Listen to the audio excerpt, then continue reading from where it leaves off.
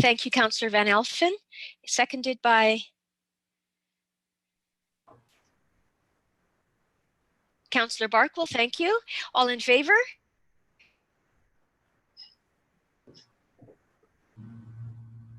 Any? Okay, that carries. Thank you. And then we have a number of minutes to adopt. The regular evening meeting, April the 14th and the 27th, and special council meetings of April 8th, 17th, 24th, and May the 1st. Are there any changes that are required on any of those minutes? All right, could I have someone bring that forward, please? Thank you for moving it, Councillor Van Elfen, seconded by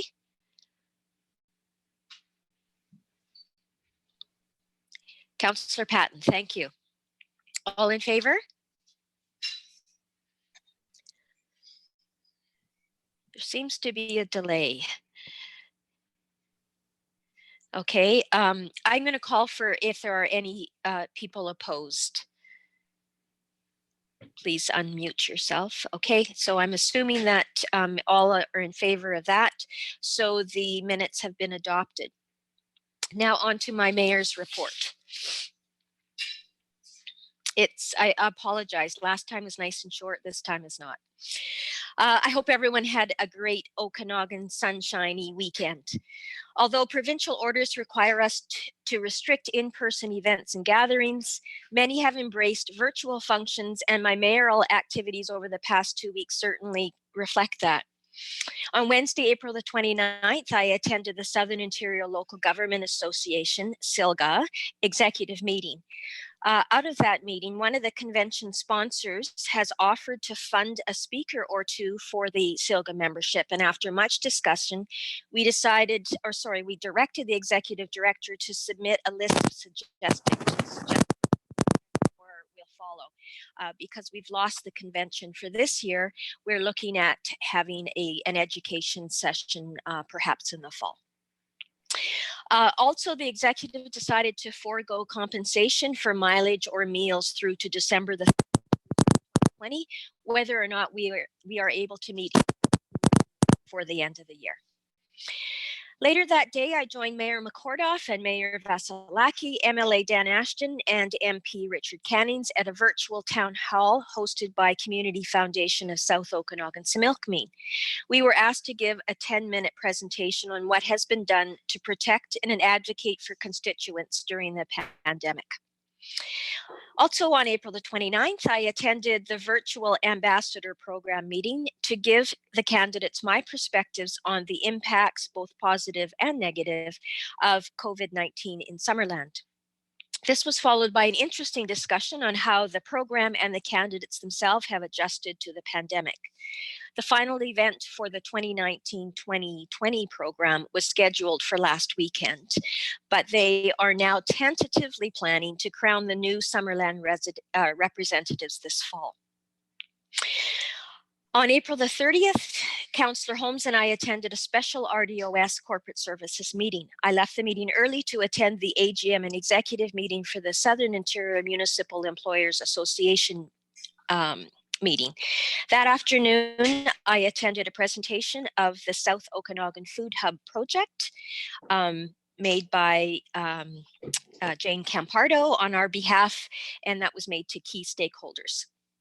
Friday morning, I attended a special council meeting, followed by a preview of the Okanagan Basin Water Board's Okanagan Flood Story website. This is primarily a tool for local governments to use when making land use decisions, particularly in floodplains.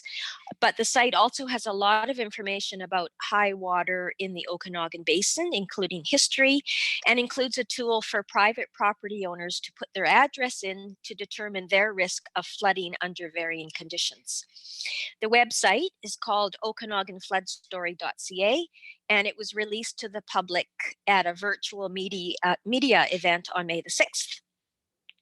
Last Monday, May the 4th, we reconvened the April 27th regular council meeting to complete the agenda. The next day, I attended the joint Okanagan Basin Water Board and Water Stewardship Council meeting. This joint meeting with the technical advisory group to the OBWB is held once each year. Items of note, 2 items of note.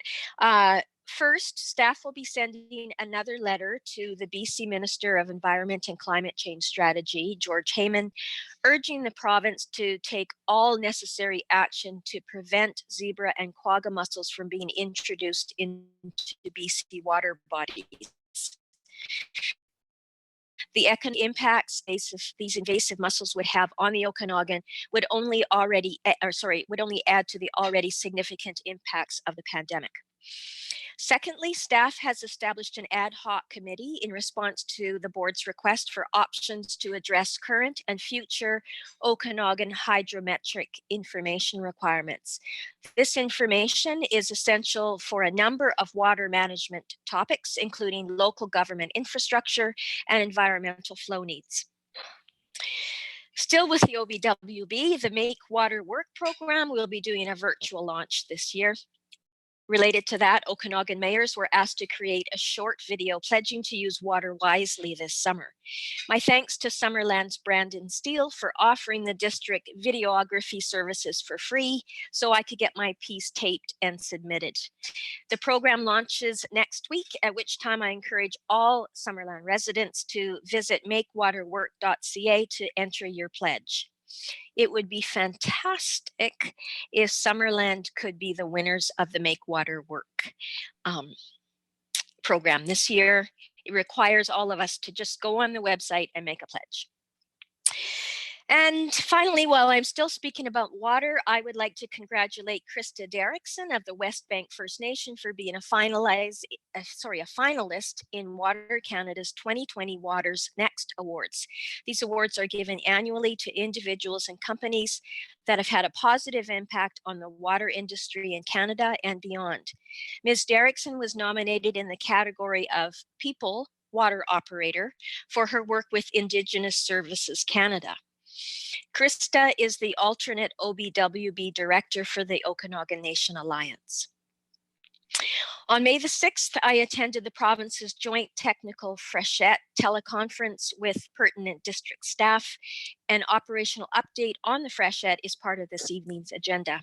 Councillor Patton and I attended the Development Process Improvement Advisory Committee later that day on May the 6th. May the 7th, Councillor Holmes and I attended the RDOS board meeting, and later in the afternoon, our CAO and I joined the teleconference call with Minister Robinson and Emergency Management BC. And I'm not sure if Anthony has updates on that, but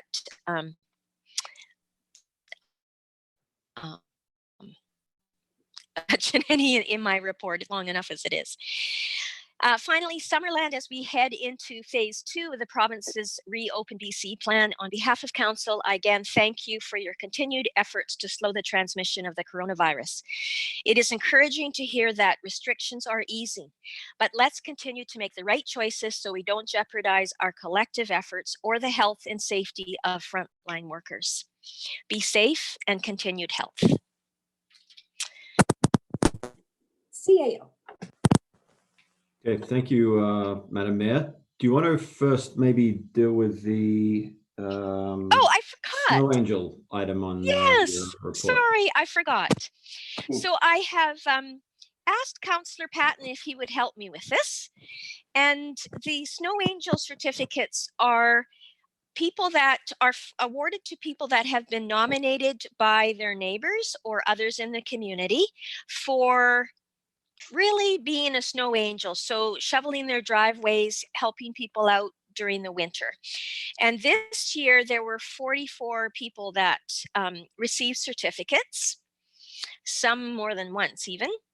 And I would like to ask Councillor Patton if he could choose a number between 1 and 44, and then our CAO will all of the certificates have been copied, and there they are, and they have numbers on them, and he will find the corresponding number and announce the winner. The winner will receive a $50 gift certificate to Home Hardware. Okay, Councillor Patton. Thank you, Madam Mayor. Too bad we couldn't give out 44 gift certificates. Our community stands proud with these snow angels, and thank you very much. I will go for between 1 and 44, number 37, please. Thank you. That must be his age. Why, thank you, Councillor Holmes. Okay, so the winner is Ron and Jason Smith. So I'll see that up on the screen. Yes, thank you. So Ron and Jason, thank you. So we'll get in touch with Ron and Jason and make sure they get the gift certificate to Home Hardware. Great. And thank you again. I add that to Councillor Patton's thank you to all of the people that helped out their friends and neighbors and family, I guess, during the winter that we had. All right. Thank you for reminding me, CAO, and now it's your time in the spotlight. Okay, thank you, Mayor Boot. So just to follow on what Mayor Boot mentioned relating to BC's recovery plan or restart plan. So we put some information on our Facebook page, just providing a link to that document for the community. We're in the process of reviewing the plan itself, each of our district departments, going through that document, looking at how it impacts our operations and some of the decisions we've made over the last couple of weeks. So we're reviewing all of our operations, making sure that any reopening plans are in line with obviously the provincial requirements, making sure we're here to support our businesses and our residents through the reopening process, whether it's on a district level or the businesses as they reestablish themselves in the community, which will take a lot of effort and be an important process over the next few weeks.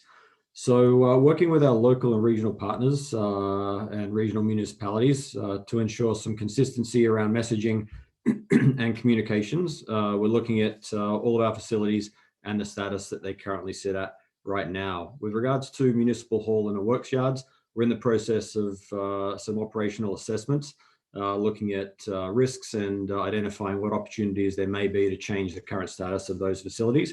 So we should have some more information on that over the coming days and week.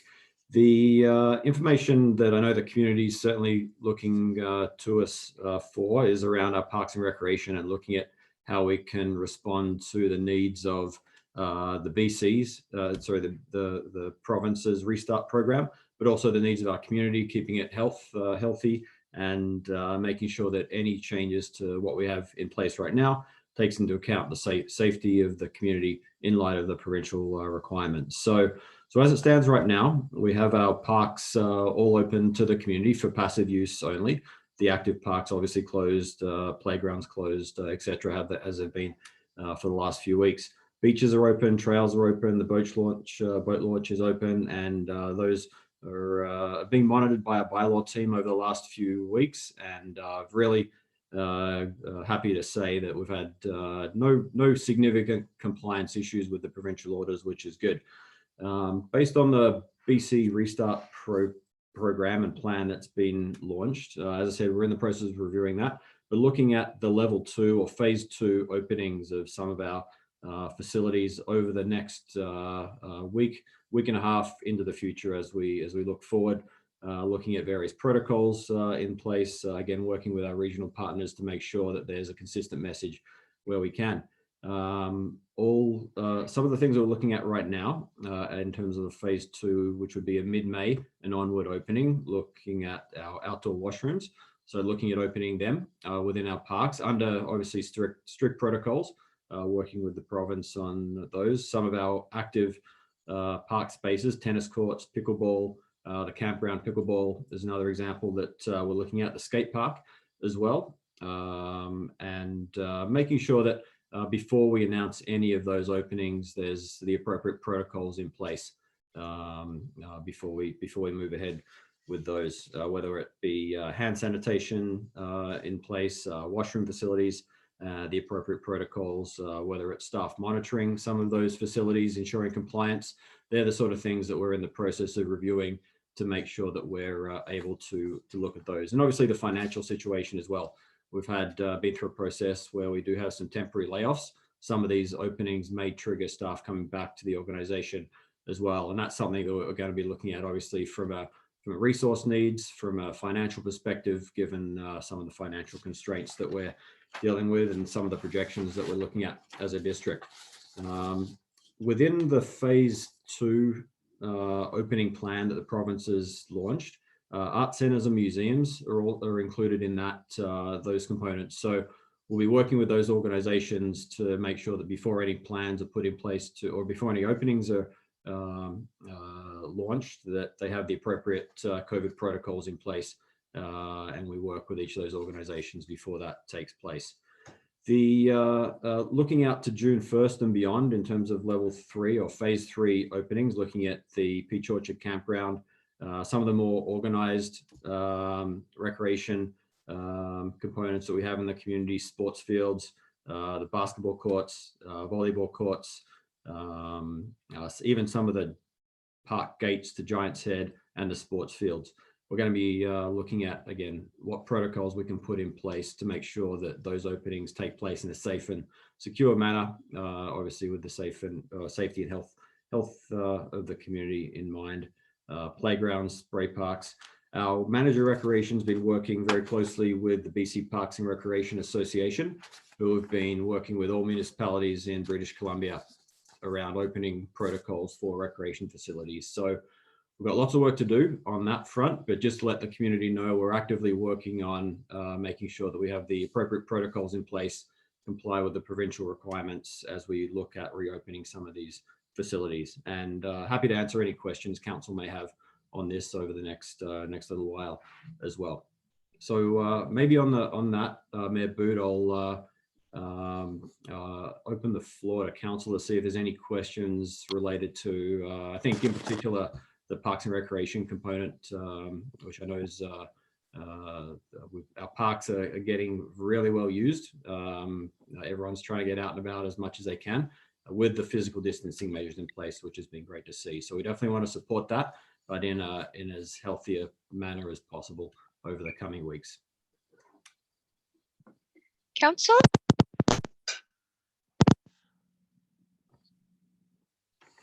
So we'll keep council up to date as we move forward, and especially around some of the parks. For example, Giants Head Park is a good example where we have the gate closed right now.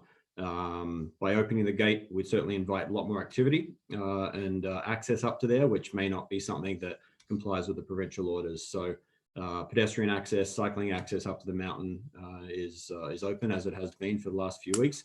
But there's some of the decision points we'll be bringing back to council over the coming weeks as we put a plan together. Just to finish off, I just want to provide a bit of an update on some of the construction projects in the community. Thanks to our Director of Works and Services. We've recently completed 3 major projects: the Quinpool Road water main replacement, Stephen Avenue drainage improvements, and James and Mary Guttrell trail repairs. I know there have been projects that council and the community have been keen to see completed over the last couple of years, and great to see the team move ahead with those in the early part of this year. Some ongoing projects that are underway right now. We've got the landfill, second scale and entrance improvements, construction underway, expected to be completed towards the end of July. And some upcoming projects, which will be great to see over the next couple of months get completed. The Peach Orchard Beach pathway repairs will be starting this week. Doherty Avenue, Bathville Road construction will be starting in the next week or so. And then Victoria Road and Turner Street, the Jones Flat Road project with the force main installation being undertaken this week. Will also include paving of that entire road width as approved through the budget process in 2020. So busy time, and huge thanks to the guys in Works and Services and the leadership of Chris for moving these priorities forward. Thank you, Mayor Boot. That's my update for this evening. Thank you, Mr. Haddad. I have one question related to the opening of Giants Head with the gate opening.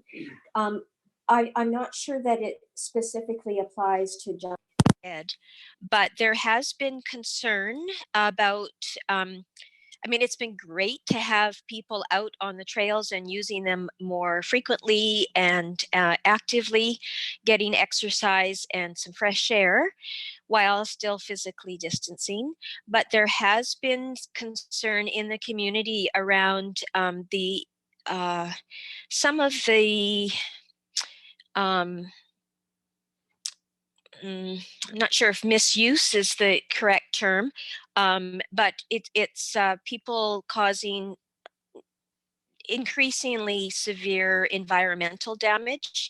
I don't know if this is by not staying on the trails or what the particulars are, but I've heard it from a number of different sources.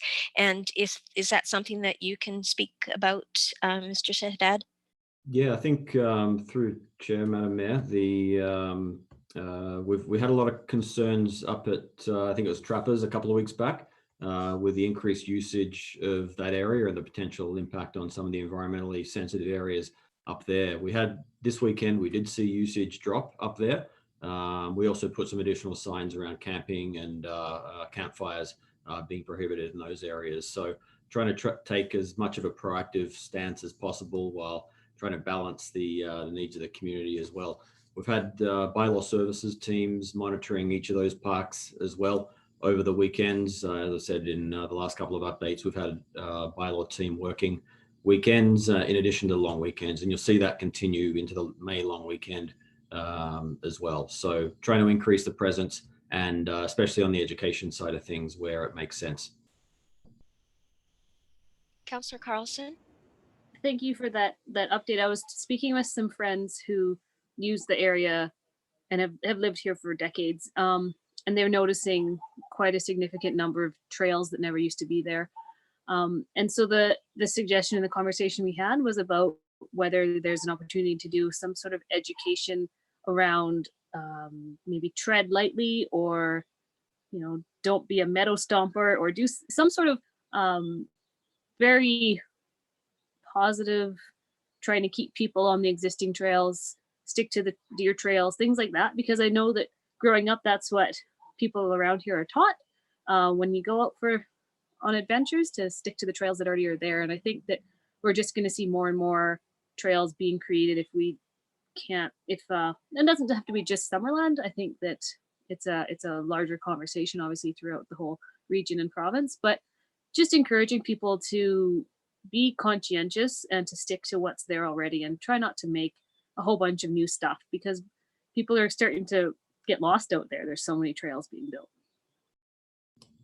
Yeah, no, that makes sense. I think a lot of the communication is, again, as we come up to what will likely be a busy weekend this weekend, some education around those components will be important. And then with regards to Giant's Head Mountain, the new trails signage that's been put up there will hopefully steer people in the right direction. So Laurie and her team have been moving those projects forward as well. So we've certainly got a great opportunity for some enhanced education in what are some very sensitive areas in the community.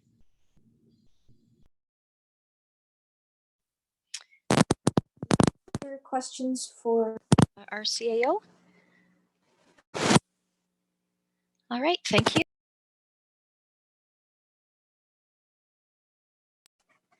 Now, I'll have Ms. Needham bring forward the next item regarding comments from public.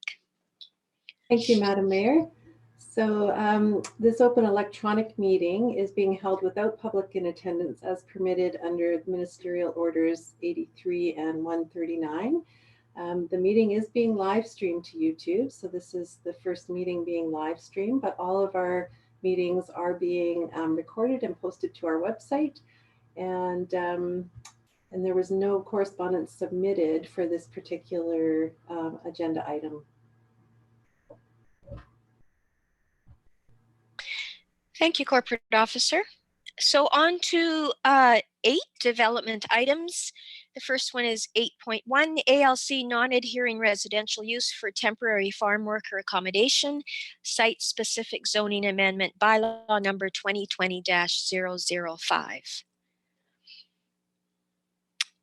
Councillor Carlson. If this is Washington and Blair Street, Yes. I'll recuse myself from this part of the conversation. If someone can contact me when you're finished, I will come back. Thank you. Yes. Thank you so much. Anthony, over to you. Okay, and I'll maybe hand you over to Karen first. We did have some correspondence that came in on this item, and I'll get Karen just to run through those, I think it's 10 or 11 emails and letters that came in regarding this application before I get into a brief presentation.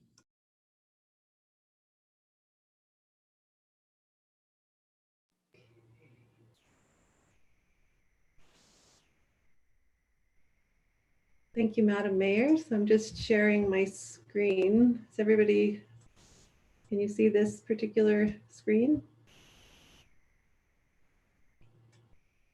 I can see it. Can everybody see the correspondence? Yes. Okay, thank you. So for item 8.1 and also 8.2, which is the variance, we received letters from Anna Buklar of Victoria Road South, Mike Kidd and Annie Sasaki of Garnet Valley Road, Kyle Martins, Andrew Spear of Julia Street, Brian Stewart of Penticton, Albert and Shannon Vandermeer of Garnet Avenue, Catherine Weeb on Blair Street, Carl Ladwig and Robin Dole on Washington Ave, Linda Fain of Summerland, Mark and Karen Nair of Blair Street, and an additional piece of correspondence from the applicant Mountain View Growers. Might I ask if that includes the correspondence received today? It does, Madam Mayor. There Thank were you. 3 additional pieces today. Great, thank you. Okay, CAO. Okay, so I'll share my screen with council just to run through a little bit of background. I provided a presentation which outlined the proposed zoning amendment on May 14th, April 14th. But I'll run through just briefly some highlights to get council and the community up to speed before council have some discussion. So there were 5 resolutions passed on April 14th with regards to this application. The first one was related to the general zoning bylaw amendment for farm worker housing, and that was forwarded to the Development Process Improvement Advisory Committee. The second resolution was regarding providing first and second reading to this site-specific amendment that council have in front of them this evening. The third resolution passed was forwarding the development variance application to be considered after the zoning amendment specific to Blair Street was considered. The fourth resolution was directing staff to forward the amendment off to the Agricultural Land Commission. And the fifth was relating to waiving of the public hearing at 111507 Blair Street for this item. The second item and fifth item are subject to discussion in item 8.1, and item 3 on the list there will be subject to the variance, which is 8.2 on the agenda. So I just wanted to provide that background for council and the community so that we know where we're starting with the discussion tonight. The resolution in front of council has been amended slightly from what's in the council report. In the council report, the zoning amendment referenced the bylaw number 2020-005, which was the general amendment, where that should have mentioned the site-specific amendment, which is in front of council. So I've just updated that recommendation. When we come back to council to consider this item, we're speaking about the site-specific amendment, not the general amendment. That's in the process of being reviewed, or was reviewed by the Development Committee, and I'll bring back a report on that to council over the coming weeks. The third section here, as opposed to council considering adoption of the bylaw, that's been amended to ensure that it gets forwarded to the ALC for their review. Once their review is completed, if it's approved, then that would come back to council so that the bylaws can be adopted. So again, I'll refer back to this when we get to the discussion on the item, so council are clear on what they're discussing and making a decision on this evening. So just quickly to recap for the community, the subject property located on the northwest corner of Blair Street and Washington Avenue. The site OCP designation is for agriculture and zoned as a small acreage zone. The purpose of this application specific to Blair Street is to consider the application for temporary farm worker housing via a non-adhering residential application to the Agricultural Land Commission. The zoning bylaw text amendment specific to this property is intended to allow for a 46-person modular farm worker housing development, which will consist of 11 modular units. Up on the screen now is a copy of the bylaw amendment. So attachment 8 in the council agenda package contains the site-specific amendment. So I won't read that through in detail, but the intention is to add this amendment to the zoning bylaw specific to 11507 Blair Street. Should council support the amendment, that will then be forwarded off to the Agricultural Land Commission for their review. If they support it, we'll bring it back to council for bylaw adoption and moving this item forward. So with that, I'll hand over to council for any questions or discussion on this item, Madam Mayor.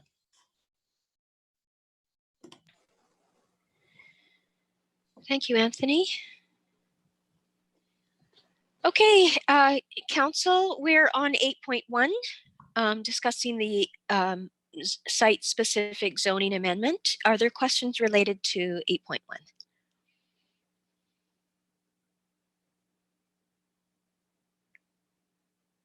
Well, I will start then. I just have one quick question. I know that you mentioned that it's should be 2020-007.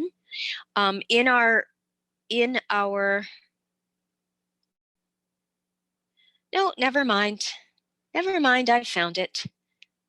Never mind that potential question. Okay, anyone else from council have any questions about this? Okay, seeing no hands raised, I will ask if somebody can bring that forward. The resolutions, sorry.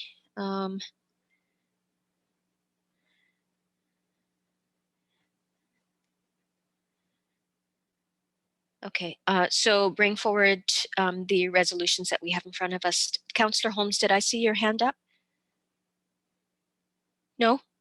No. Okay, I'll bring it forward though. Yeah. thank you. So it's 007, not 005.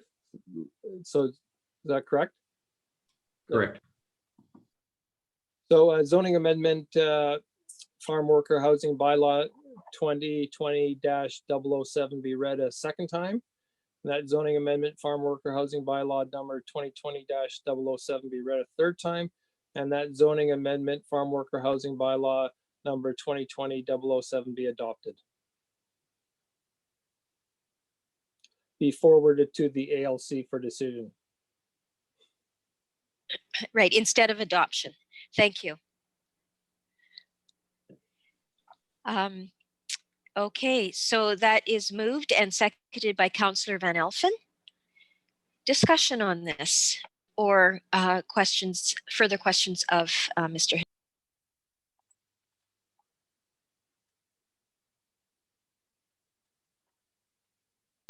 Councillor Patton. Thank you, Madam Mayor. It was very interesting in reading all the correspondence that we did receive on this site from our citizens. And I would like to point out that probably half the citizens actually referenced back to 2014 and Stop the Swap, where Mountain View growers were going to relocate outside up by the landfill at that time. And of course, as we know, that was turned over. So as it stands right now, we've got Mountain View growers needing to plant 25 million trees. And unfortunately, the spot in which they have is the land in which they have to grow on. So I feel for the residents. But on the other hand, it is a farming activity, and I do believe that the farm worker accommodations that they're asking for are duly needed for the operation of their business. So, I do feel for our citizens that did indicate, but it does show us that if we could take a turn back in time, things may have been a little bit different back then than what they are now. But we live with the decisions that we make. So, thank you very much.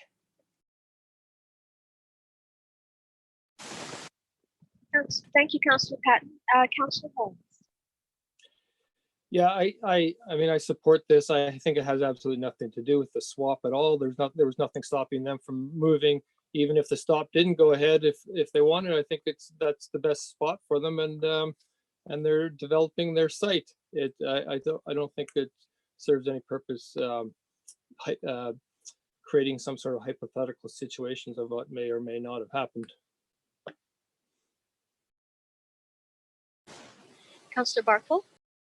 Yes, I find it hard to relate to the stop the swap issue. It's an issue that could come up anywhere in our farming community. So it is really just a density and zoning issue.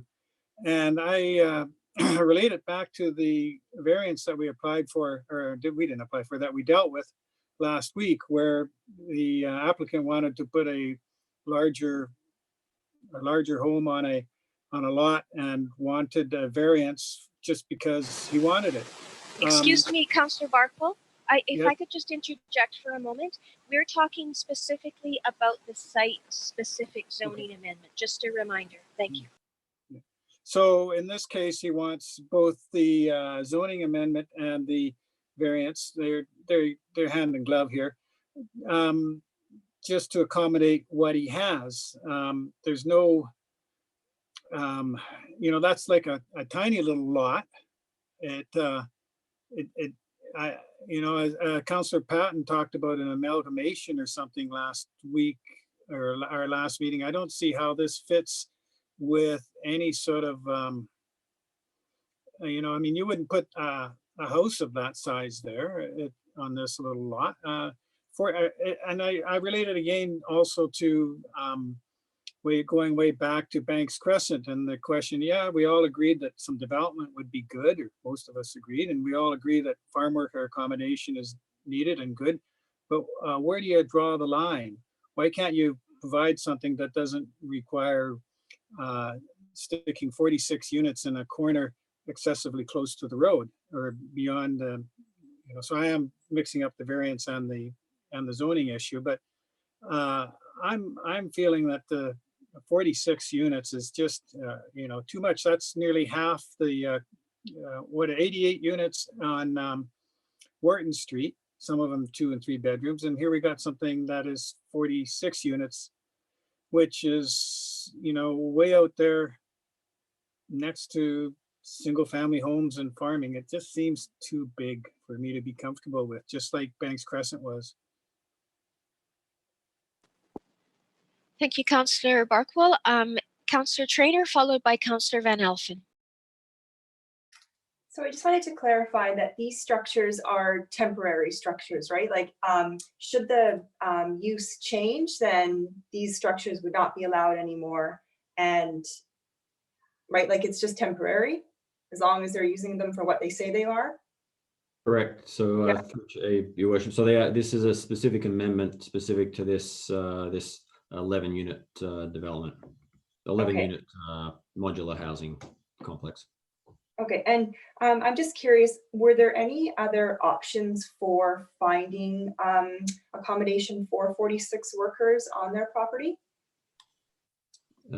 Through Chair, Madam Mayor, I don't know if there were other locations. The site owned obviously by Mountain View Growers is a lot larger than where this location is. So I'm not too sure what other alternatives they looked at. From an operational perspective, having them in a close location obviously provides some efficiencies for their use. So that I believe in their written correspondence in one of the attachments, they provided some rationale around why the location is where it is and how the building would be managed from their perspective. So the site's obviously large enough for different locations, but this is what we have in front of us. And as a result, you've seen the staff report and recommendation, our rationale for our recommendation. Can I just ask one further question? Okay. I'm not sure if this is in the bylaw. I have it up here. I don't see it though. Once the structures are there, is the owner required to put any kind of barrier, like you know, trees or anything? I know it's on their site plan, but is that a requirement just to kind of make it look a bit nicer or keep down the noise at all? Yes, so the variance will be attached to, sorry, the plans attached to the variance show the landscaping, the tree buffer that is around there. So the variance will be registered on title, and there will be an expectation that that be, as a result, if council support the variances when we get to that item, that the landscaping will be provided as on the plans. Okay, thank you. Thank you, Councillor Trainer. Councillor Van Elfen. Thank you, Madam Mayor. I have to just refer to what Councillor Trainer said. These are temporary farm workers accommodations. If their business plan ceased tomorrow, those units could be moved off that site. Again, temporary farm workers accommodation is allowable use on ALR land. All the other surrounding properties, if I'm not mistaken, are ALR. They're it's in an agricultural area, and their big push is September to, I think, mid-November is when they do their major tree harvest. And so it's not like it's going to be used 12 months a year. And they have some temporary farm workers accommodations already right down on Washington Avenue across from their main plant. And they've been working hand in hand with other farmers in our community to share those accommodations and share their workers. And, a cherry grower will house some of their farm workers there. And then when the cherry season's over, the boer booms will use them in the silviculture operation. So I think it's a real win-win for a lot of the farmers, the neighboring farmers also. And any farmers that I've spoken to that bring in temporary farm workers, they've had really good responses from them. They're here to work. So, I read a few of the correspondence where people were concerned, and and I saw the site plan, and I agree, as long as there's a buffer, shrubs or something around it, that'll help a lot. Thank you. Councillor Holmes. Yeah, thank you. So it's my understanding that this accommodation is for all their operations, so all the properties, so rather than having one farm worker accommodation on one property and another one on another property, another one on another property that they all own, which basically amount to the same operation, they're just keeping all the farm workers in that one area. Is that correct? Is that through the CO, I guess? Yes, through the chair, Your Worship. There are 2 or 3 other residences on the property that will accommodate farm worker housing. There is a restriction in the bylaw that's in front of council around the use of these 11 modular units. And so contained within the zoning amendment, it's 8.111 D. States that temporary farm worker housing shall be occupied only during the harvesting and pruning periods of the farm unit. So their intention certainly is to be for that short period of time, as outlined in the applicant's submission. It is September to December, I believe, is the period that they'll be occupied. but there are other residences on the property for this operation as well. So it won't contain all of them, but certainly the temporary workers for this purpose will be housed in this development. Okay, just so just to that, I think if if some point in the future that they want to keep adding the additional complex, then there's reason to be concerned. I hear what Councillor Barkwell is saying, and we don't want to create these kind of Soviet style concrete apartment blocks in the middle of farmlands, but I think that's the reality of farm work today, and farm worker accommodation. We can't find local people to do the work, and so they have to bring them in. And I think if we want our farms to survive and thrive, then we have to accept that these sort of things are kind of inevitable. Thank you, Councillor Holmes. Any other comments or questions? Okay, I have a few, Anthony. Oh, Councillor Trainer. I'm just wondering if this does go through, and there are, like, I'm just reading over again some of the correspondence we got. People are concerned about noise and traffic. If there are any issues, what can residents do? Or do they phone bylaw, or who's responsible for looking after this housing? Through the chair, Madam Mayor, you're correct, Councillor Trainer. The bylaw department on any zoning infractions, the site-specific amendment is quite confined, obviously, to this property in terms of what can happen there. We've got our noise bylaws, those sort of things, if there are other nuisances that get created there. We do get complaints and some concerns from neighbours around some of the traffic impacts in that area and the impacts that the Mountain View Growers operation does have on that surrounding area. So it's obviously an ongoing discussion that we're going to keep working with the business operators on, making sure that there's the appropriate protocols and we limit the unreasonableness of any impact on public highways and those sort of things. So it'll certainly be an ongoing discussion that we need to continue working closely with the business on. Can I ask one more Yes. quick question? Of course. Just finally, with COVID-19 going on right now, will that change? They've asked for 46, room for 46 people. How will COVID-19 affect that?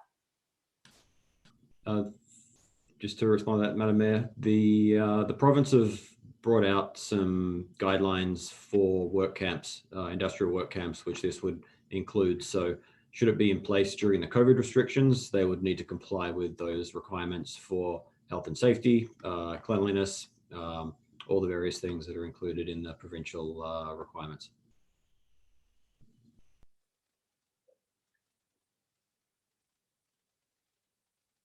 Okay. Councillor Councillor Barkwell, I just wanted to check. Councillor Van Alphen, you're unmiked. I'm wondering if Sorry. no, that's okay. I thought maybe you had a question. So I'll go to Councillor Barkwell. Yeah. As from my earlier comments, I'm really struggle with this one. I'm quite reluctant, but I am also would point out, and I think this might be a deciding factor for me, is that the owners, the operators seem to do an exceptional job of maintaining good relationships with the neighbors.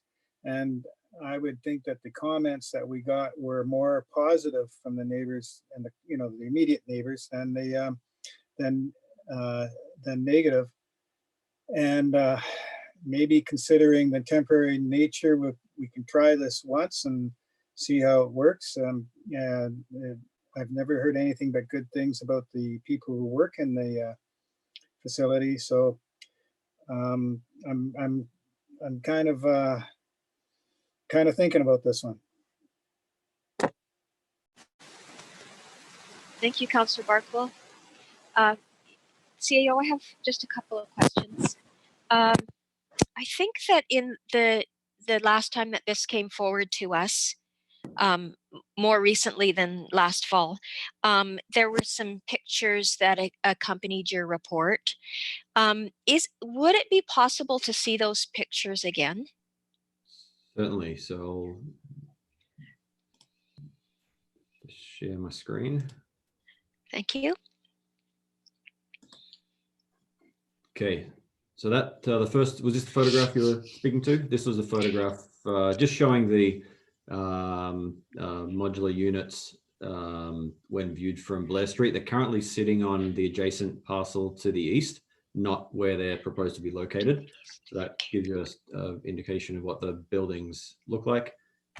The next slide shows the location in terms of where the development's supposed to take place. There's currently some earthworks taking place or being undertaken to grade the site for the eventual provision of the units, should council support them. And this is a view from the property directly to the west, showing the location of where the retaining wall would be. And just a closer view of the retaining wall on the west side of the property. Okay. Thank you very much. So I have a question related to those pictures. Could you remind me whether or not the application has already been approved by the Agricultural Land Commission for the, I guess you'd call it earthworks and the aggregate that will have to be laid down in order to get these temporary units in place? So, Madam Mayor, the earthworks was approved by the district to allow the regrading to occur on the property. Should council give third reading to this zoning amendment, we'll have to forward that off to the Agricultural Land Commission. Ultimately, it'll be their decision on whether or not they support this non-adhering farm use application. So just to clarify, though, it's my understanding that part of the application process for this requires an application to the Agricultural Land Commission regarding the earthworks and if any other soil has to be removed or brought into the site. So that's where my question lies. Has already been approved by the Agricultural Land Commission? Because it shows in this application that yes, that's something that they need to do. Yes. So so the earthworks in terms of site preparation, that's all been moved forward through the processes. As I said, ultimately the buildings will need to go back to them for approval. Yes. Okay, good. Thank you for that. Some of the correspondence that we got referred to agricultural land and the values of the agricultural land. I thought that we had seen it before, and maybe this was back in August, that the agrologist's report for that particular area, the area that is under question here, or that is before us tonight, did not have particular agricultural value outside of what it's going to be used for in terms of silviculture, which is a little bit different. Yeah, I believe that is the case. I don't have the agrologist report in front of me to speak to specifically. Okay, maybe I'll ask Councillor Barkle, you had your hand up. Are you recalling that the agrologist information? Oh, no, you're not. Okay, so I'm just going to put you on hold for a second because I've got another question to ask of Mr. Haddad, and then I'll go to you. So my next question again is related to the traffic concerns that some of the people brought forward. I'm not sure of this, but it seems to me that if these modular units are housing temporary foreign workers. To me, that means that these people are coming from outside of Canada. And to me, again, that means that they're probably not going to drive here. I know that a lot of them are coming from Mexico, and I can't see that they would be bringing extra traffic along with them. And my understanding as well is that transportation within the complex, so within the Mountain View growers, is provided as needed by their employer. And further, it's what, a 10-minute walk to town. So I'm not sure that how much traffic there will be related to this. Could you comment on that? Yes, Madam Mayor, you're correct. So they're in discussion with the applicant, and in their submission, they've outlined that each of the foreign workers will not have their individual vehicles. So they have their shuttle program that shuttles workers to the various locations within their operation, and also into the downtown if they're not walking there. As you said, it's about 1.5 kilometer roughly walk into the downtown, where additional services for the workers should they want them. So there are some obviously historical transportation issues, as are outlined in a couple of the letters of submission along Washington Avenue, and there's some work that we'll need to continue to do with the business operator to make sure there's any compliance issues or any congestion is dealt with as sensitively as possible. And in discussion with the applicant over the last few weeks, they are looking into the future around some of the drop off and pickup, especially with some of the larger vehicles that do come along there, looking at some more dedicated locations off of the road for pickup and of the trees when they as part of their programming. Oh, good. That's good to hear, because there are other residences around there. And my final question, and then thank you for your patience, Councillor Barkwell. I know that this is not in the urban growth area, and certainly 44 to however many workers will be potentially living on that site if this is approved here and at the Agricultural Land Commission. So my question is, and I think I know the answer to this. I think I read it in some of the material, but I just want to have assurance that there won't be the need for a septic system, that they are connected to the sewer, municipal sewer. Yes, that's correct. Good, thank you. Councillor Barkwell. Oh, I didn't really have my hand up. I was just, waving with my pen. Yes, I'm going to have to better interpret the body language, I guess, from councillors. So is there any further discussion on this?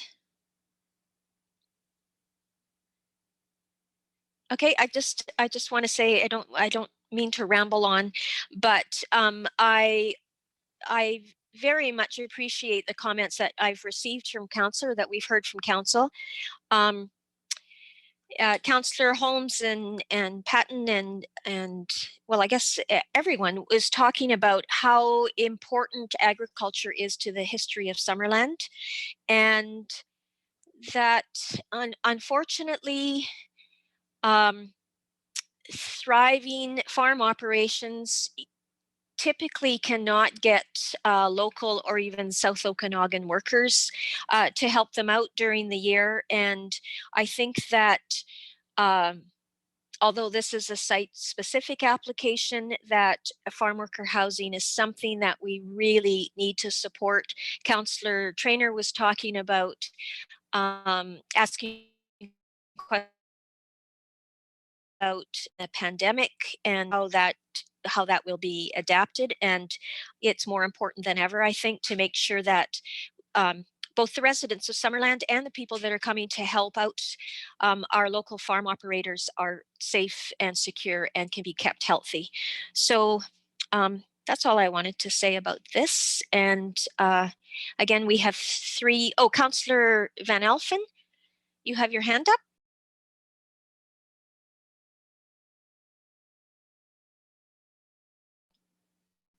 Please unmute yourself and begin again. Thank you. Will that be better?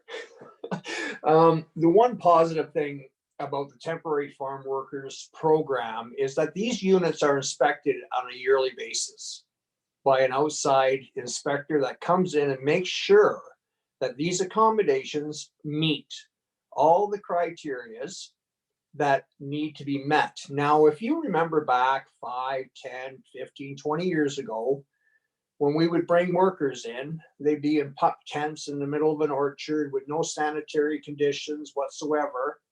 And now with the temporary farm workers program, this is leaps and bounds ahead of what we once were. And this is all across Canada, you know, from East Coast to the West Coast. These accommodations are popping up everywhere. And it's a real need. And I'm grateful that they are inspected and that the people that we're bringing in are treated properly and have a safe place and a clean and healthy place to live while they're here working. So, and I think it's a real plus for our community. Like they're here to work, but they do shop here too. You know, so, you know, it is a plus for the whole community, and it's a need for the agricultural community for sure. Thank you, Madam Mayor. Thank you, Councillor Van Elfen. Any further comments or discussion? Okay, I'll call the question. Karen, could I have you read again the 3 resolutions? I think all 3 of them had updates to them. Madam Mayor, it was that zoning amendment site specific for 11507 Blair Street, bylaw number 2020-007 be read a second time. That zoning amendment site specific 11507 Blair Street, bylaw number 2020-007 be read a third time. And that zoning amendment for the site specific on Blair Street, bylaw 2020-007 be forwarded to the Agricultural Land Commission for approval and adoption consideration by council. Thank you. Councillor Barkman. At the end, I'm not sure if I heard it correctly, but the very last words were "and adoption," or do we? I thought we went to ALC and then we, after we had their results, we would then be on the agenda again. Correct. So prior to adoption consideration. Prior, oh yeah, thanks. Okay, it's a Zoom audio is not always there. Thank you, Councillor Barkwell. I was questioning the same thing. So, okay, any other questions or discussion on this? I'll call the question. All in favor? And I don't see any opposed, so that is carried unanimously. I guess we have to get through 8.2 before we call Councillor Carlson back. So 8.2 is the development variance permit at 11507 Blair Street. And I will pass it over to our CAO again. Okay, thank you, Madam Mayor. So just to run through this application, the variance proposed for the subject property is related to zoning bylaw amendments to reduce the exterior side yard setback, reduce the number of parking spaces required, and increase the height of the proposed retaining wall. So subject property, as you can see up on the screen, on the corner of Blair and Washington.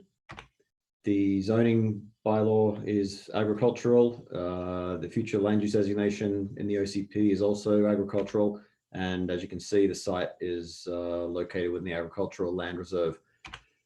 Photos, we just went through those. So just showing the structures that are subject to the variance, where they're currently located, the subject property, where the earthworks are underway for the site preparation, and a view related to the third variance showing the retaining wall and a zoom in of where that retaining wall is. So the first variance, this image shows the site plan showing the location, the eventual location of the farm worker housing should council support the variance application and the ALC support the zoning amendment. The three variances, just to highlight those, the exterior side yard setback on Washington being proposed to be reduced from 4.5 meters to 2.5 meters. The zoning bylaw requires the 4.5 meter setback from the exterior property line. A access is in staff's review not considered to be impacted by reducing the variance. The building itself is set back 7 meters from Blair Street. So in staff's review of the application, some concerns were originally identified with regards to sight lines and the impact of what that reduced variance would have on the intersection of Blair and Washington Street. So with the 7 meter setback variance and the district boulevard that's located in front of the property line, staff don't believe there's any negative impact resulting from the site location of the reduced setback along Washington Street. The landscape buffer is one of the assets certainly provided as part of the application in terms of rationale for supporting a reduced setback. You can see the trees located around the perimeter of the site that will screen the single-story structure. Obviously, those trees will, through maturity, screen the development from the street on Washington and Blair Street. The second variance is related to the parking reduction, reducing the required parking spaces from 15 down to 6, based on, as we spoke to earlier, the rationale provided by the applicant in terms of the temporary farm workers not having their individual vehicles. So these workers are there on an individual basis. The Mountain View Growers operation provides shuttle buses moving workers throughout their farm operations and transporting them to the various amenities and services in the surrounding area as well. The final variance related to the retaining wall height is along the western property line. The increase in height proposed from 1.2 meters up to a height of 3.8 meters is part of the application. The site, as you can see in the original photographs, the regrading of the site was needed. Thank you, CEO. Okay, starting with Councillor Holmes, please, on the questions or discussion. Yeah, thank you. Yeah, I think it's worth pointing out that the retaining wall is a gradual. It's not 3.8 meters from the full length of the wall. It is a gradual thing that was discussed. I was at the Agricultural Advisory Committee when this was discussed, and that was discussed at quite some length about by the committee, and the assurances were given that it was a very gradual to the 3.8 because of the topography. So I think that's just worth noting. Just a question as well regarding the tree buffer. One of the letters we received from the neighbors was concerned that the trees, they wouldn't be mature trees, that they would be small trees to begin with, and it'd be quite some time before they actually were providing any kind of buffer. Is there any way to ensure that about the maturity of those trees and that buffer, that they actually is serving its purpose right from the get-go? Yes, through Chair, Madam Mayor. Right now, there's no detail on the type of tree that is proposed along there, but should council provide that direction as a condition, for example, of the variance, that those trees be mature at the time of planting. So that could be a condition that council direct us to attach to the permit.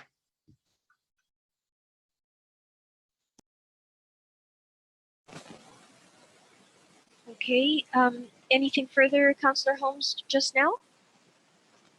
Okay, thank you. Thank you for your comments. Councillor Traynor. Can I just ask Councillor Holmes, in our report here, it says that that's the Advisory Planning Commission. They're the ones that were against the parking stalls being reduced. Maybe Anthony, could you comment on that? Do you know why they defeated that? I thought it was the Agricultural Planning Committee, but it was the Advisory Planning Committee that didn't like that portion of this. Certainly. So just reading from the minutes, the commission indicated that the reduction to the minimum parking spaces or on-site parking spaces is insufficient, and suggested that the number of parking spaces be somewhere between the required amount and what the applicant is requesting. So I guess their suggestion was to try and find additional parking spaces on site. I will. The site's obviously restricted with the size of the 11 units once you put them together, and the restriction that I guess the barrier that provides to providing all of the parking. I guess the rationale, as we've outlined in terms of the actual operations, and if there was 15 parking spaces provided, it would not be an efficient use of land. So based on the use itself, staff are comfortable with the six parking spaces that are there. On the site plan, there is a seventh that's just located on the adjacent property, and we couldn't include that in this application. So there are 7 new parking spaces provided. Okay, thanks.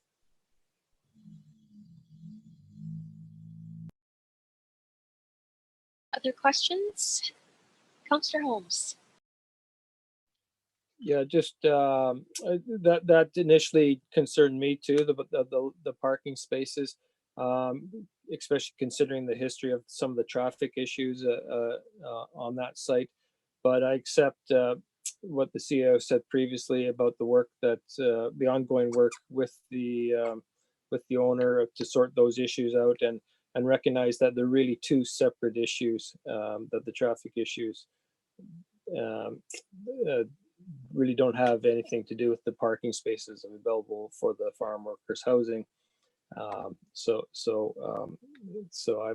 I'm okay with that. Thank you, Councillor Holmes. Councillor Barkwell.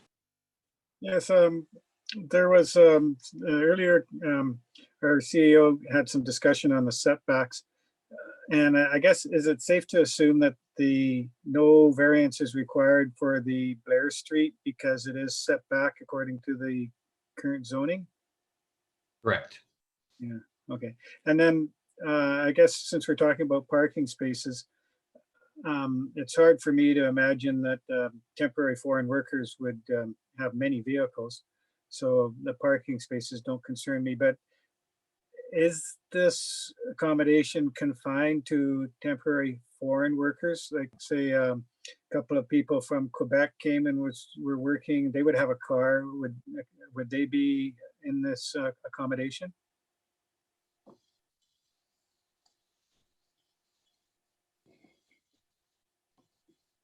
Okay, sorry, I'm just going back to the zoning amendment. There's a specific language in the zoning amendment around the use, and I'll just read that. Temporary farm worker housing shall be occupied only during the harvesting season, pruning periods of the farm unit. I guess so there's some limitations on that time period. The actual users and who those workers actually are is really not something that this zoning bylaw can deal with. So whether they're coming from across the border or within the country, that's not the intention of this bylaw in front of council, and I think would be quite difficult to or maybe impossible to restrict. So then it is quite possible we would have people with cars in this location, yeah. Yeah, it is possible based on the information that's being presented to us by the applicant and their business operations. They have the foreign worker policy that the government have. They obviously take advantage of that for, from what I understand, the majority of their workers on site.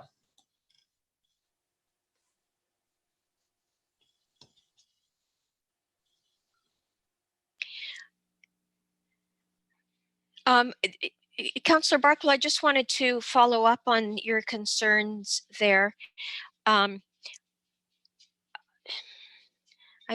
may be speaking out of turn here because this is likely an assumption, but if these units are being set up to accommodate temporary foreign workers, or let's say any farm workers for the fall through to December period, I'm not sure how many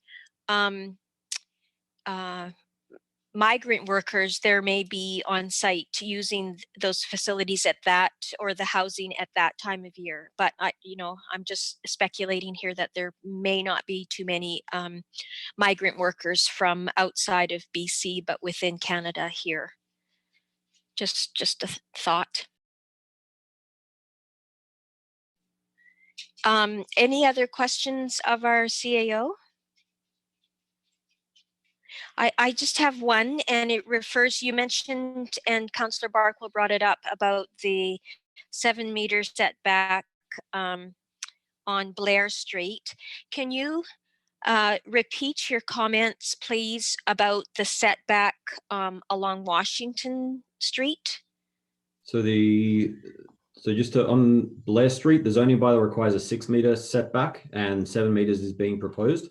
The setback on the exterior side yard, which is the Washington Avenue frontage, zoning bylaw requires 4.5 meters, and what's being proposed is 2.5 meters. So it's a 2-meter variance along Washington. So I understand that. I'm just wondering if the changes that Mountain View growers are making in terms of the concerns that neighbors have expressed about that area on Washington Street specifically, if the moving from a 4.5 meter setback to a 2.5 meter setback is going to create other issues there, or if the changes that they're proposing to make will take care of that. Yeah, I think in staff's review, the landscaping around the periphery will certainly screen the building, and will, regardless of any condition that's applied by council around the maturity of the trees, that's certainly a discussion we want to have before planting takes place. The intention is to have those trees, obviously the height of those trees well above the single-story farm worker housing structures that's there to offset any unreasonable or unsightliness that the community may have concerns with. Thank you for that. Could I ask you to also speak to the concerns that neighbors have had about the traffic on Washington Avenue, and how and whether or not reducing that setback to another 2 meters will make that problem worse, or if they are addressing that? Yes, so Madam Mayor, the traffic impacts won't be directly negatively impacted, I guess, by the location of the building. There's no loss of boulevard space, or any of the road right of way is staying the same.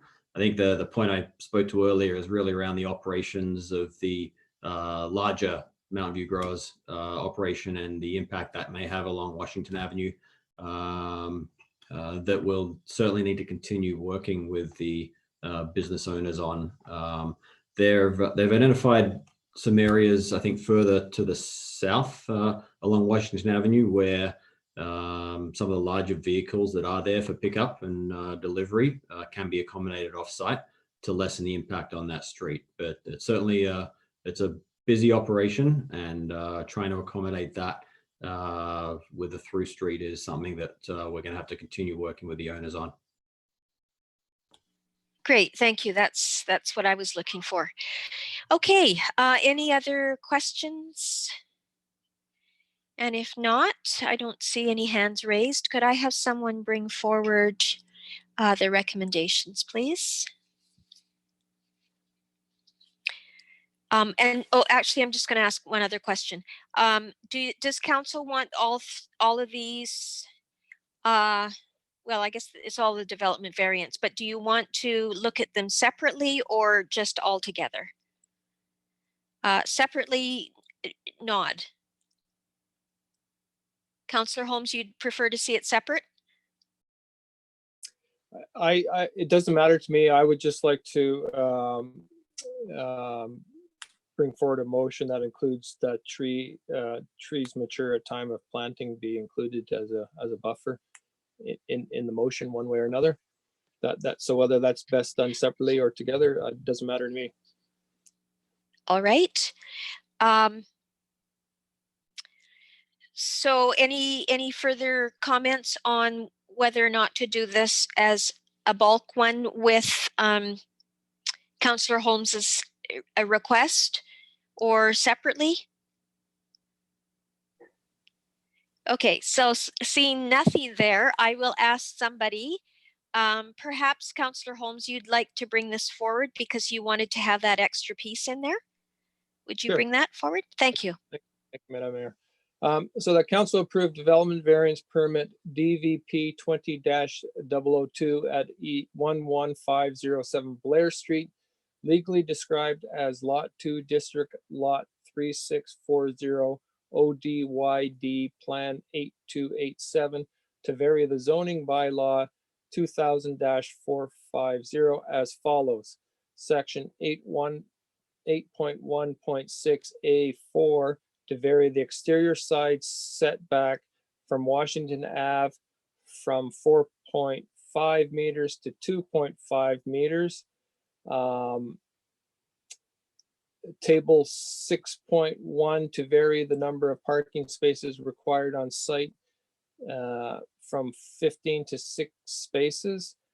Section 5.52 to vary the height of a retaining wall as shown on the plan prepared by ODC Land and Building Development Consultants entitled Proposed 46-Man Modular Farmhouse Accommodation dated February 6, 2020 from 1.2 meters to 3.8 meters, and that a tree buffer be established according to the plans shown, according to the prepared plans, and that trees be mature at time of planting, and that staff be directed to issue development variance permit DVP 20-002. How's that? Well done. Seconder, Councillor Trainer. Thank you. Can I just ask something? Anthony, can you bring back up the screen that you originally put up with what Doug just read out? Because I think there was something in red at the bottom that you had added.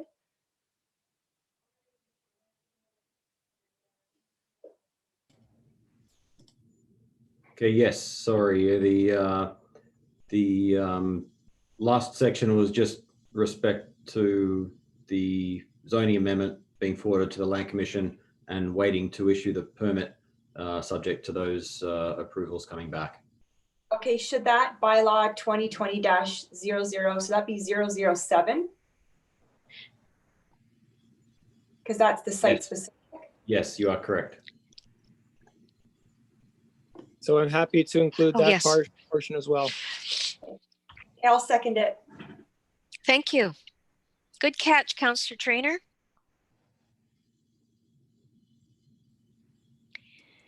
Any discussion on this? I just have one thing that I'd like to bring forward in reference to mature trees. I think it might be someone that's owned a plant nursery. I think it might be more appropriate to have a recommended caliper size of the tree, because a mature tree, depending on what they are, I mean, might be totally impossible to plant a mature tree. So, you know, a mature tree might be 30 feet tall and wide or 50 feet tall and wide, and mature means that's as big as it's going to grow. So I'm wondering if maybe Councillor Holmes, you would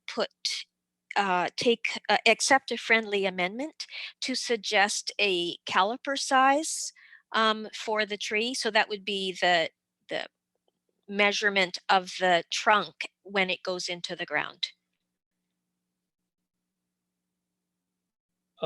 Certainly, I'd be happy. I just think that a mature tree, yeah. Yeah, and we Okay. don't want to plant any mature bonsai.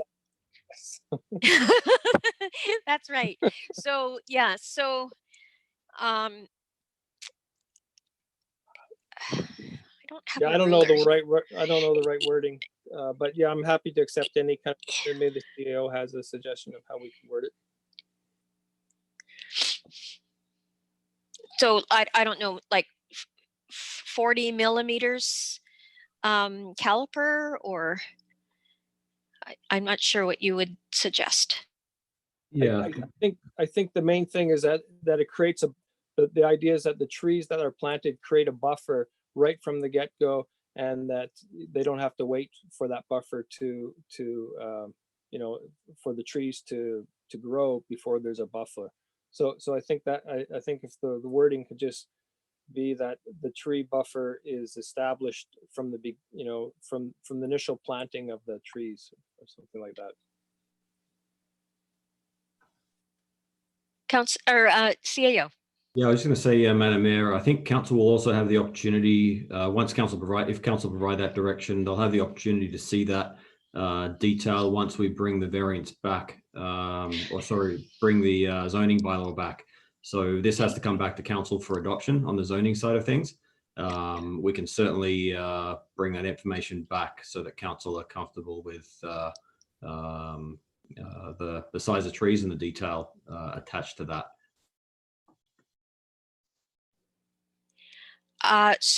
But would you recommend that this stay in, though? Yes.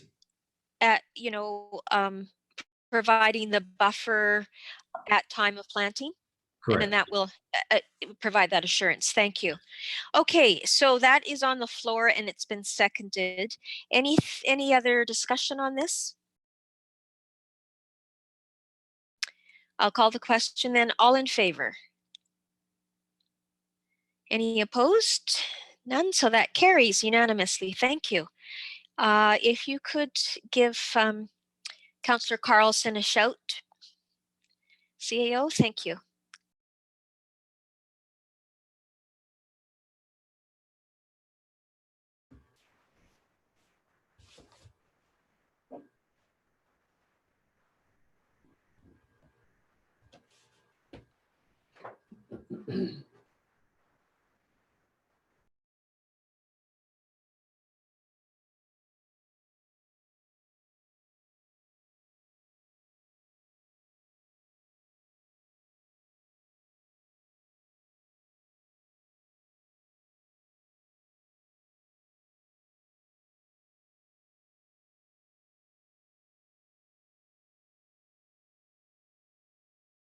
Okay, so Councillor Carlson just mentioned she'll be back in a couple of minutes. So if we can keep moving on with her permission.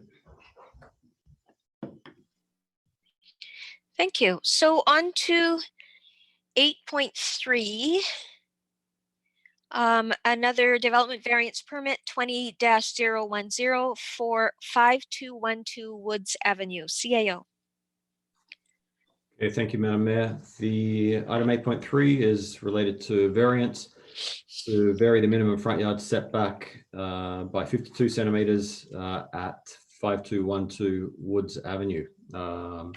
Subject property located on the west side of Woods Avenue. Photograph the existing building, or the building has been constructed, as you can see up on the screen, and I'll go into a bit more detail around where the variances are in the relevant sections of the zoning bylaw that apply to this project. The current zoning for the property is RSD1, residential medium lot, and the OCP designation is for future low density residential. The variance request is in front of council to legitimize the location of the single family dwelling that's under constructed, reducing the front yard setback from 6 meters to 5.48 meters within the zoning bylaw. The approved building plans for the subject property had appeared to comply with the setback requirements established within the zone. After initial review, however, staff during a site inspection in February of this year noted that the concrete footings of the single family dwelling encroached into the front yard setback by 52 centimeters. Legitimizing the under construction single family dwelling requires the variance to the zoning bylaw, as I've said. And you can see up on the screen in red the location of the 6 meter setback requirement and the portion of the building that is located within or under the setback requirement triggering the variance. The zoning bylaw front yard setback within the single family zone is 6 meters, as you can see on the top right hand side of the screen. I just also want to point out within the zoning bylaw, not that it is being varied, but it's relevant to this application in terms of projections that are allowed into the setbacks. So the first section there speaks to no buildings and structures other than the following components being allowed to be within the setbacks. And that includes chimneys, cornices, eaves, gutters, bay windows, or similar projections that can be accommodated within the setback. And on the left-hand side of the screen shows the diagram that's within the zoning bylaw that just depicts some of those projections. So section C there, 421C, relevant to this application, describes that unenclosed decks, above grade patios, balconies, porches, or steps may project into the required setback, provided each or such setback does not exceed 1.5 meters. So the zoning bylaw does allow some projections. However, there's a certain portion of this application that is not permitted, which is subject to the variance, and that's the footings or the base of this building. So you can see on the photograph, the top portion there encroaches into the 6 meter setback. However, with that being attached to the upper balcony, that portion of the building can be within the setback, actually up to 1.5 meters based on the zoning bylaw. The issue with this application or the building that's being constructed is the footing portions of the building. You can see in sort of highlighting there the base structure for the garage, which is really, I guess, an architectural feature to, from a visual side of things, set the garage door back further than the facade of the building. And you can see on the right-hand side of this photograph in the top section, the balcony area where the projection would be allowed. The section at the base of that area is not permitted. So that is the area that's subject to the variance in front of council, protruding 52 centimeters into the front yard, required front yard setback. So staff's review of the application, when looking at the impact of the setback reduction over and above what the impact would be if it complied with the setback, staff don't see any significant impact over and above what would exist if the bylaw was complied. The architectural features certainly provide some increased design detail to the front of the building, and in staff's opinion, won't have an unreasonable impact on the surrounding area. So hopefully that paints a bit of a clearer picture for council in terms of where the variances are and what the zoning bylaw intends. And the recommendation in front of council is that the variance be supported. Thank you, Madam Mayor. Thank you, CAO. Welcome back, Councillor Carlson. Questions? Councillor Barkwell. That last photo that we looked at with the red pillars on the front of the, taken from an angle, but at the garage, is that in our report? Just let me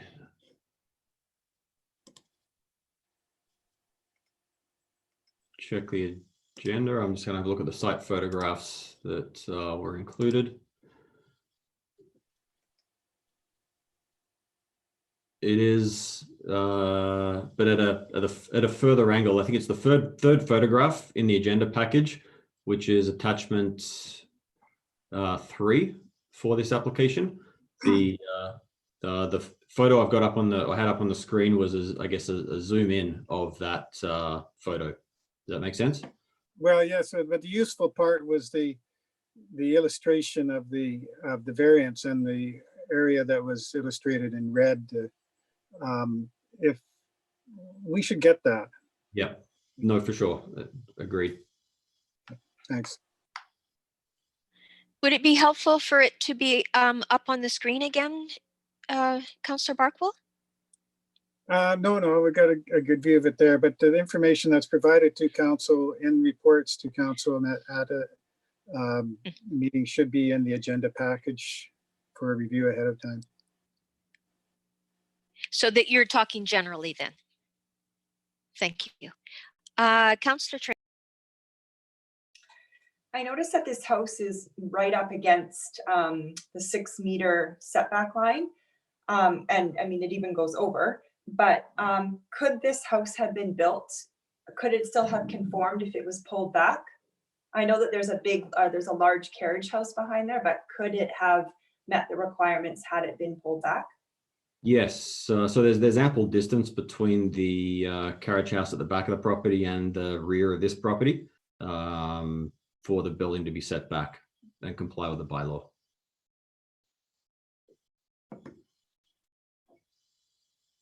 Councillor Van Elfen? Thank you, Madam Mayor. Question through to our CAO. It is more of an architectural design more than anything else. Correct. I think you can see I guess the encasing of the garage or the setback of the garage doors is intended to be, I guess, screened somewhat with the design detail that's been added to the front of the building. Thank you. Further questions? Councillor Patton? Thank you, Madam Mayor. I did attend site and took a look at the variance, and on both sides of the garage,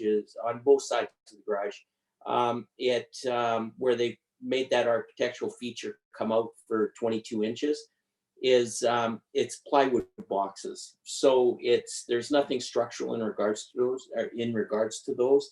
They are both just for looks to inset that garage door a little bit, just for a little bit more of a modern look in regards to that. But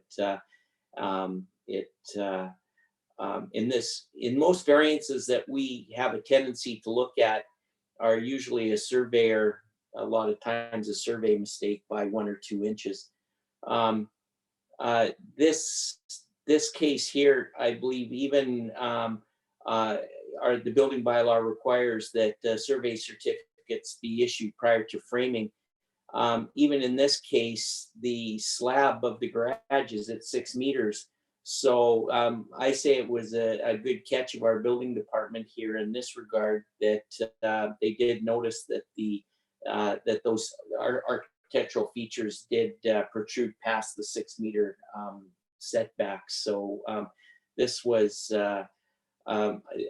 is another case, Madam Mayor, and I believe you brought it up at our last meeting, that we seem to be seeing a lot of variances where they're constructed first and then they're asking for forgiveness. So I think that's something that we have to wrestle with on how we want to deal with it. And if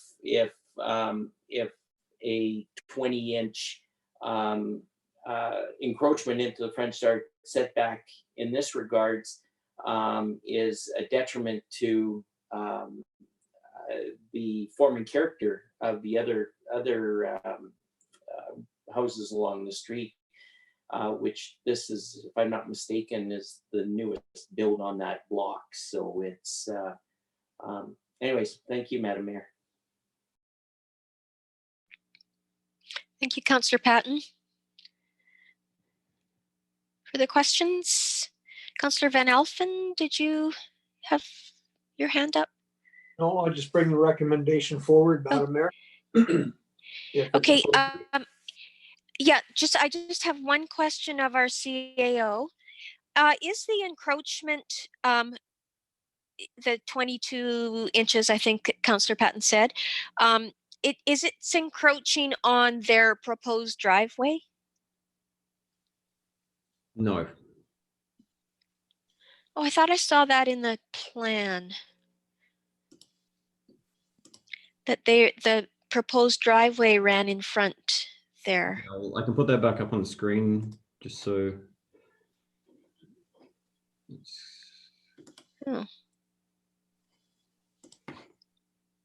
clear. So the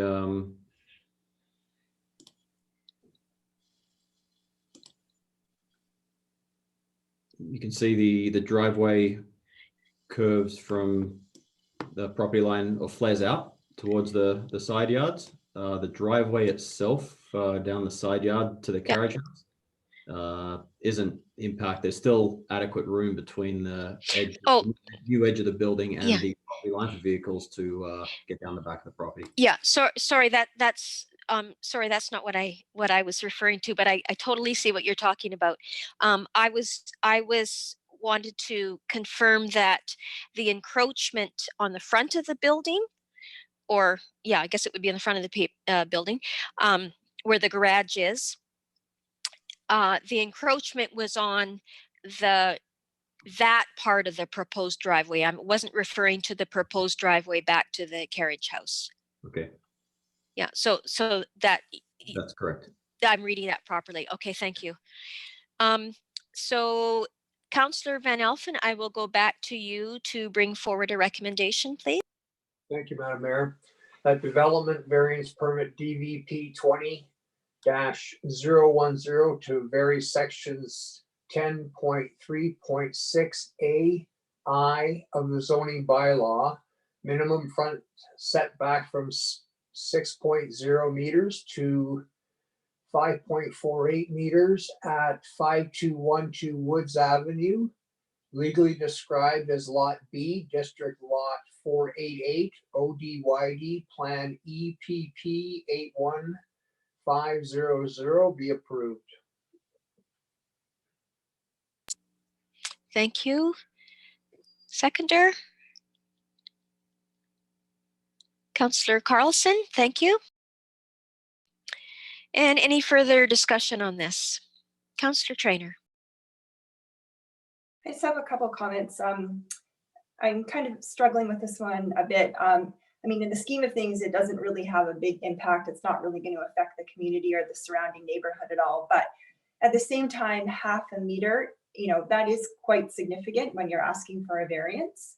And I think that when you're building a large house on a small lot and you're using 40% of your, you know, of the coverage area, that you really need to be aware of your setbacks. And I don't really see a reason why this couldn't have conformed had it been pulled back a bit and they had been really thinking about setbacks.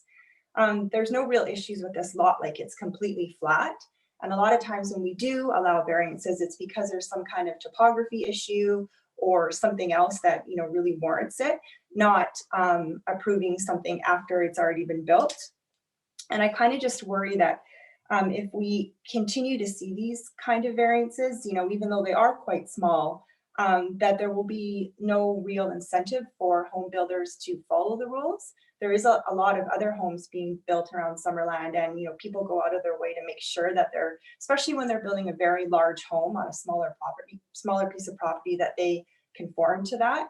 So those are just kind of some points to consider. Again, this won't have a big impact on the neighborhood, but I feel like we're seeing more and more of these, and it's just kind of frustrating sometimes. Thank you, Councillor Trainer. And this is something that Councillor Patton alluded to, and I have a councillor, I think everyone at one point or another, or more than one time, has talked about this. I'm wondering, Anthony, if at some point, you know, relatively soon, we could have a agenda discussion, and added to an agenda, a discussion on, I'm not sure, I don't think it's the fees and charges bylaw so much as the penalties that people would face if they have, if they construct and then ask for forgiveness later. And perhaps only when they're caught. So I'm wondering if that's something that we can have on a future agenda, not too far in the future, just based on the comments of the councillors over the past few months. I think it's something that we should bring forward sooner rather than later. Definitely, Madam Mayor. I think with the bill, I've said, I think a couple of times we definitely want to get the building bylaw in front of council or back in front of the development committee. Within that, we do have double permit fees for construction beginning without a permit. So it's just a matter of looking at our fees and charges on that enforcement side of things, whether it's through our bylaw enforcement or the building bylaw itself. So we definitely want that discussion to come to council as soon as possible. Good, thank you very much. Okay, we have the motion on the floor and it's been seconded. If there's no further discussion, I will call the question. All in favor? Any opposed? Councillor Trainer is opposed. So that carries. Thank you.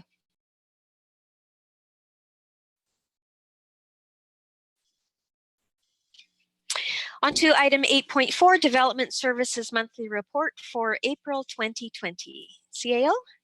Thank you, Madam Mayor. So this report provides a summary of the development planning applications and building permit construction activity for the end of April 2020. You can see within the first couple of pages a summary of the applications that are in the system or in the process of coming through council for review. On the third page, I just want to point that out. One of the items, and specific to a couple of the items that we've spoken to through this agenda and over the last couple of weeks, the development application activity comparisons. We can see in yellow the graph there that shows the range of variances that's been through the process over the last couple of years. So this is one item that the Development Committee have asked us to look at specifically, and we're in the process of looking at which sections of the bylaw have been through the council processes on the most common basis, and perhaps the bylaw is out of date and there's some changes we need to look at. So that, I guess, indicator will certainly allow us to bring forward potential zoning bylaw amendments where they make sense. So we'll be working with the committee on that over the next couple of months. And then the building permit activity, you can see the current construction value at $8.3 million for 2020. Comparing it to last year is a little bit difficult. The Wharton Street project was a large portion of that $19 million for the 2019 year. So we'll certainly be keeping an eye on the construction value and revenues through the building permit department in light of COVID and some of the economic impacts that will be coming up over the next little while. But definitely here with our department to support the development industry, moving the construction projects forward as efficiently as possible. Thank you, Madam Mayor. Thank you. Any questions on this report? I just have one CAO. And this might be, let me know if this is a little bit premature. The third item down, Z20-005, is that, can you tell me what that is? Is that the, it says waterfront resort. I'm wondering if it is the waterfront resort as we know it, or is it the new condo development that council approved some time ago? So, yeah, Madam Mayor, that's the existing waterfront resort. There's a group of owners that have submitted a zoning and text amendment for that property, and we'll bring that one forward to council over the next couple of months. Okay, thanks for that clarification. Anything else? Okay, could I have somebody bring forward that report for information? Councillor Holmes?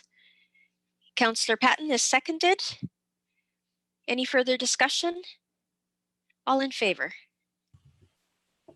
And none opposed, so that carries unanimously. Thank you.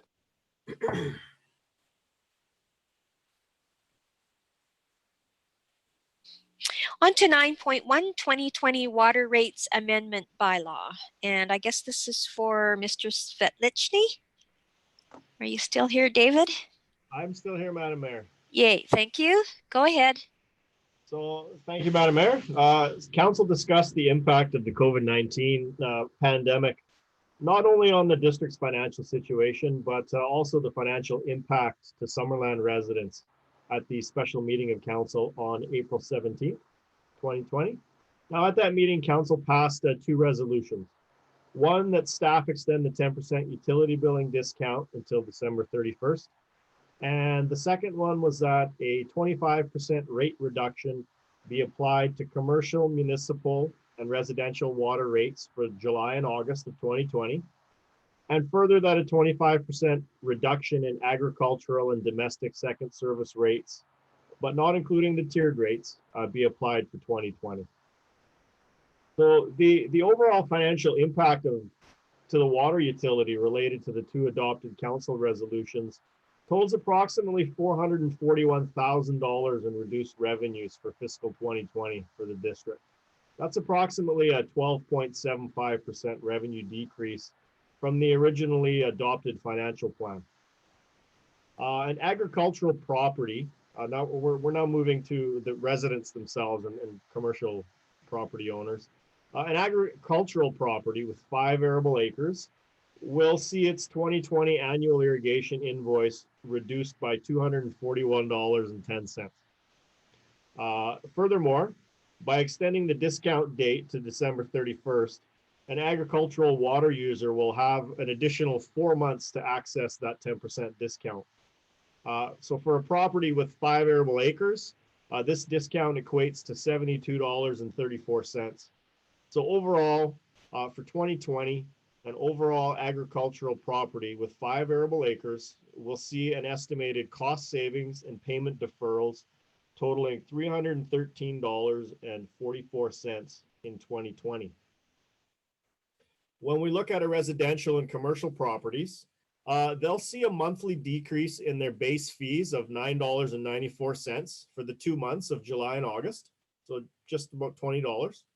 And additionally, the per cubic meter charge will also be decreased for the months of July and August from 43 cents to 32 cents.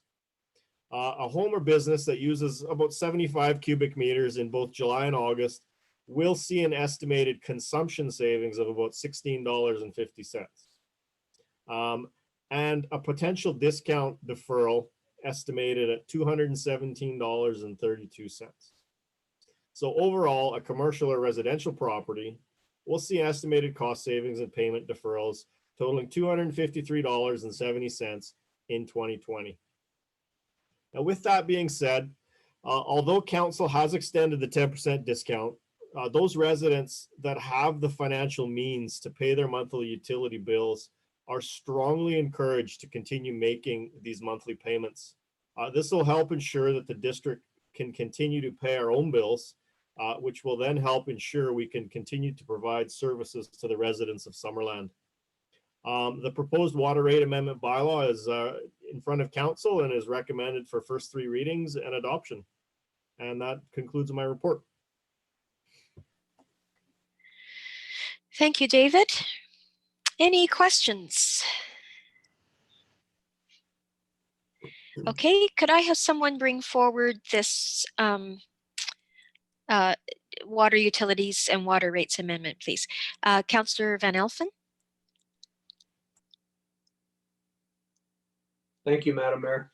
That the water utilities and water rate COVID-19 relief bylaw number 2020-010 be introduced and read a first, second, and third time, and that water utility and water rates COVID-19 relief bylaw number 2020-010 be adopted. Thank you, Councillor Van Elfen. Seconder? Councillor Patton? Any discussion on this?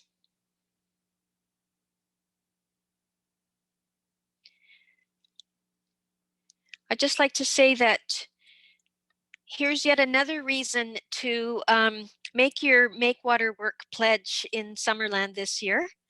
You have not only a reduction on your June and July, you have a deferral on your penalty. And again, understanding that we would like you to pay on time if you're able to. And you also have the water rates reduction, so your consumption is reduced too. So for a time period, especially in July and August when it's the hottest, I think that's a good deal. So if there is not any further discussion, I will call the question. All in favor?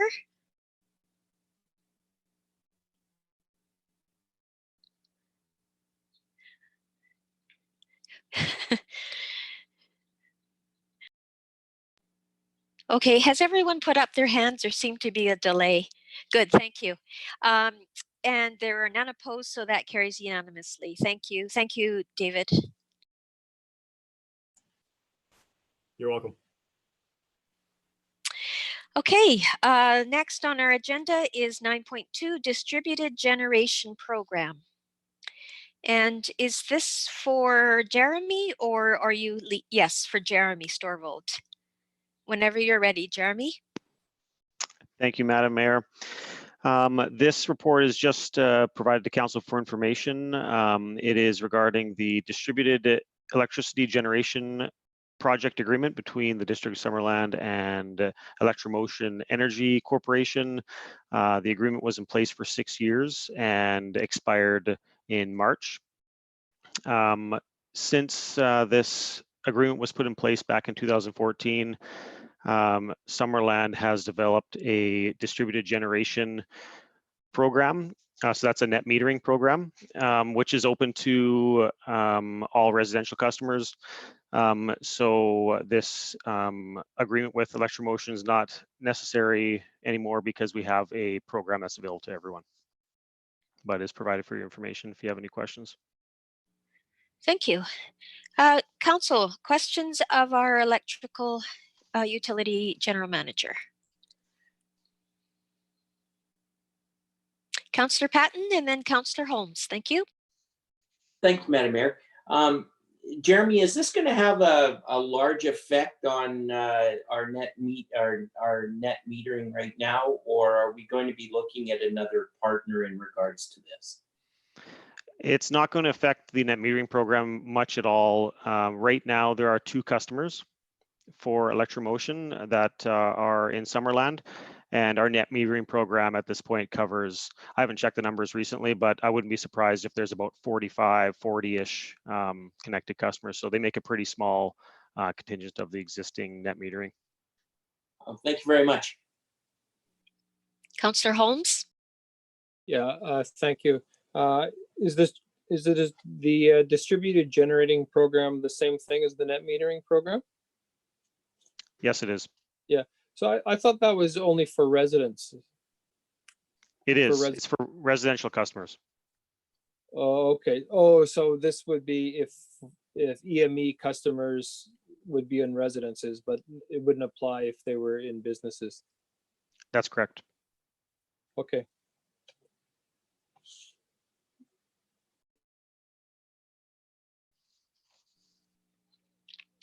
Any other questions? Councillor Barkwell.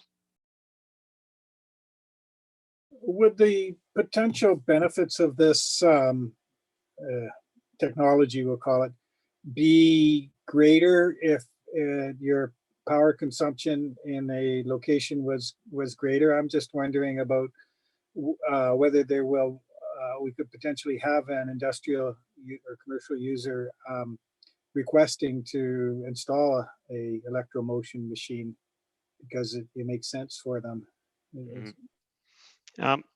Right now, they can any distributed generation customer can apply under the existing program. One difficulty that an Electromotion customer will have is that their technology, the way it stands now, is natural gas source. So under the program, it restricts it to low carbon or renewable energies. So the way they have it set up right now, their application would be rejected in the future, but they're welcome to produce any other sort of distributed generation tech that does comply with the guidelines. So currently right now, the distributed generation program does not cover commercial or industrial customers. So it's only for residential. So if a commercial customer did want to connect, they wouldn't be able to do so anyway. Currently.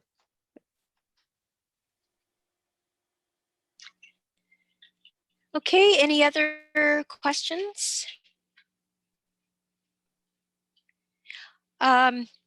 Given that the contract or the agreement has expired, this is simply for information? There's nothing more that is required of council? Okay, I see your head nodding, Anthony, thank you. Okay, so could I have someone bring forward the recommendation? Thank you, Councillor Van Alphen. Thank you, Madam Mayor. The council received a report, distributed electricity generation project agreement, notice of expiry from the general manager of the electrical utility dated May 11th, 2020 for information. Thank you, Councillor Van Alphen. Seconded by Councillor Patton. Okay, any discussion on this? I'll call the question. All in favor? Any opposed? That's carried unanimously. Thank you.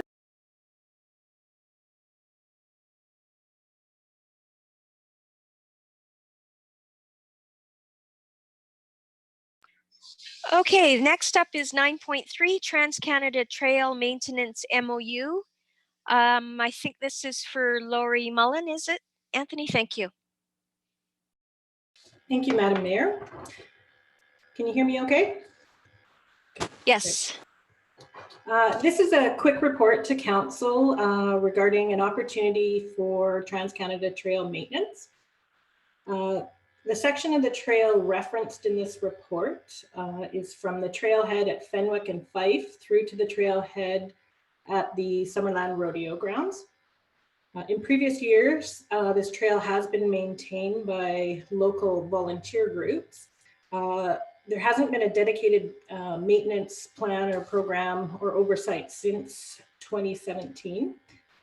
And because this trail is extremely popular, lots of walkers, hikers, mountain biking, dog walking, horseback riding, staff have been trying to find a group to take on this maintenance work. I was working with the Summerland Mountain Biking Association, but their president made a sudden departure to Australia, and they had some challenges with access to equipment and tools to do the work. And after understanding that the Summerland participates in the Regional District Regionals Trails Program, RDOS staff were approached to ask if they would be able to provide core maintenance on our trail as part of their trails program.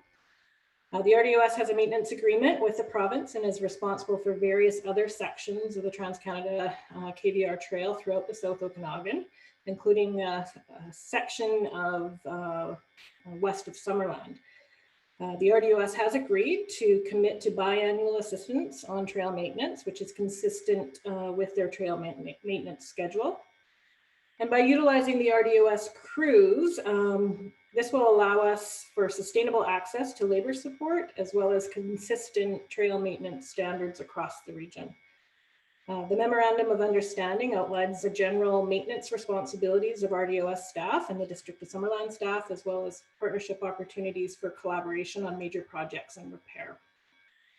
Karen Needham has just updated the MOU with insurance and liability details, and the revised version is noted as the last attachment in the council report. So that was just updated this afternoon, and the link is part of your package there. And the staff recommendation is that council authorize staff to proceed with the execution of this MOU. Thank you. Thank you, Ms. Mullen. Sounds like a win-win. Questions for Lori? No questions? Could I have someone bring forward the staff recommendation, please? Or another resolution of your choice? Councillor Traynor. I'll bring it forward. Do you want me to read it out? I'll read it out.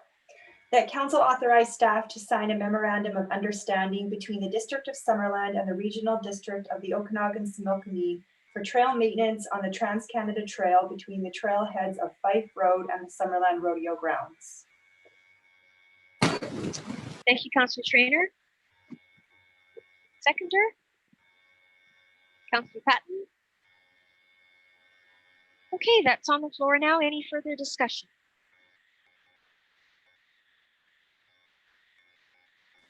I will call the question. All in favor? Any opposed? That is carried unanimously. Thank you.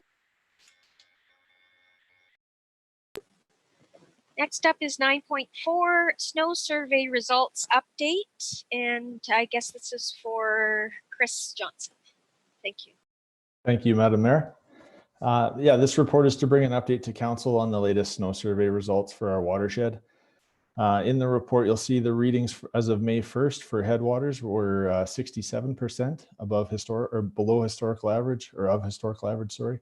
And the Eisentalk is at 112% of the historical average. So in the report, I showed a comparison just between the May 1st readings over the last 4 years. There's been quite a variance over those years. In 2019, we had no snow as of May 1st.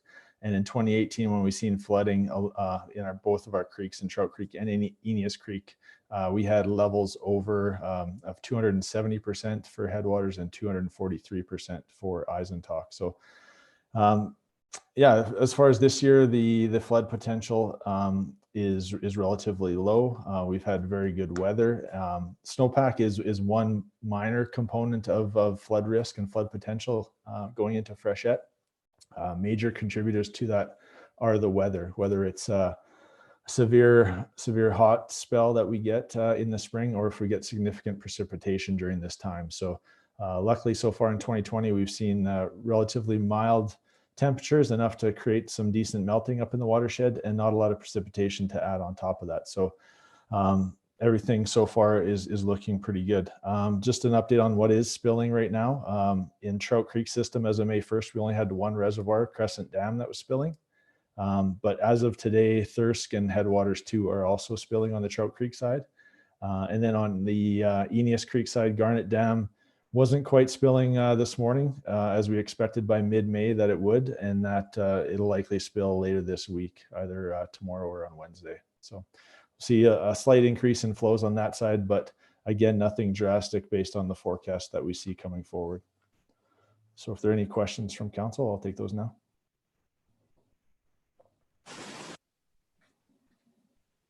Don't see any hands raised. Could I have someone bring forward the staff recommendation, please, that we receive this for information? Councillor Holmes? Councillor Carlson, were you seconding? Thank you. Any further discussion? I'll call the question. All in favor? Any opposed? So that carries unanimously. Next up is information items. There are 2 pieces of correspondence. Does anybody want to bring forward either of those or highlight either of those pieces of correspondence? Okay, could I have someone bring forward the resolution that we receive it for information? Except I don't see a resolution there. Don't we typically have a resolution? Yes, we do. Okay, so if I could ask someone to bring forward a resolution to receive the correspondence for information. Councillor Holmes, seconded by Councillor Barkwell. All in favor? Carries, thank you. And on to 11 councillor reports. Let's start with Councillor Barkwell today. Sorry, nothing to report, Your Worship. No need to be sorry. Councillor Van Elfen. Thank you, Madam Mayor. Nothing to report either. Thank you. Thank you, Councillor Trainer. I don't have anything tonight. All right. Councillor Holmes. Thank you. Just from the RDOS last Thursday, there wasn't a lot. We've been talking a lot about the same things we've been talking here regarding COVID and guidelines for opening up active parks again, talking about how we're going to do public hearings. And there was quite a lengthy discussion amongst the directors regarding transient workers and how with the pandemic and how that's going to be handled. And we've asked that that CAO Newell bring it to discuss it with the CAO group. So maybe he already has, I don't know. But if not, Anthony, you'll be hearing about it.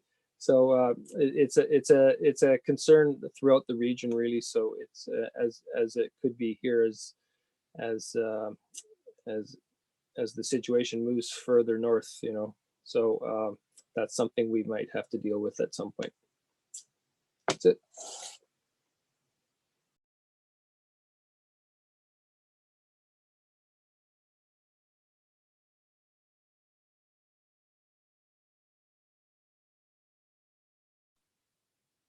I think the mayor's frozen. Councillor Patton or Councillor Carlson? My mic's unmuted, I'll go. Councillor Holmes, thank you for that little update about the RDOS. Unfortunately, it looks like a short cherry crop this year. So fortunately, it means there's going to be less labor requirement, both foreign workers and transient workers from other parts of the country. So I guess we'll know more soon because the cherries are currently just setting. They just finished blossom. The BC Fruit Growers Association, the Cherry Association, BC Ag Council, everybody's talking to the province and working to make sure that when people do come, as long as they have a job that they are coming to, they will have a safe place to go. The challenge is the people that don't have a job to come to that still come, right? So that's where we always have to be more concerned. The only other thing I have to say is that I attended the webinar that was put on by Jane Campardo last week as well, talking about the process, the ag tech and the processing facility and the opportunity that we have here in Summerland. And it was really well attended. It was on Zoom, very well received, and there's a little bit of a buzz and more excitement going on now. So I'm really hoping that as we come out of this, we'll come into something really positive. I think that we'll see a lot of demand continue to rise for local product, and there'll be a need for small scale producers to keep on doing creative and wonderful things. So hopefully we can capitalize on all of that and people will get excited and we'll have a really good sort of launch point from what we saw last week. It was very similar to what council saw a couple months back. So yeah, that would be my report for the night. Enjoy the warm weather. Just one, sorry, before Councillor Patton continues, Councillor Holmes is our acting mayor in the absence of the chair, and I noticed that Mayor Boot is no longer on the call. So if I can ask Councillor Holmes to step into that place. Certainly, that was a surprise to me. I had no idea. Councillor Patton. Thank you. And I have nothing to report. Councillor Van Elfen. Thank you, Acting Mayor Holmes. Question through to Councillor Carlson, if I may. Was that webinar announced on our emails? Because I know I've been having some technical difficulties with my laptop. Did I miss that invitation? I don't know. It was presented to the steering committee, and I believe I was invited as part of the Agricultural Advisory Committee as their council liaison. You could ask Anthony, he knows the answer. Yeah, so through Chair Councillor Van Elfen, that the stakeholder group has been involved in that process, I think for the last year or so. So it was a presentation to that group and also the Agricultural Advisory Committee.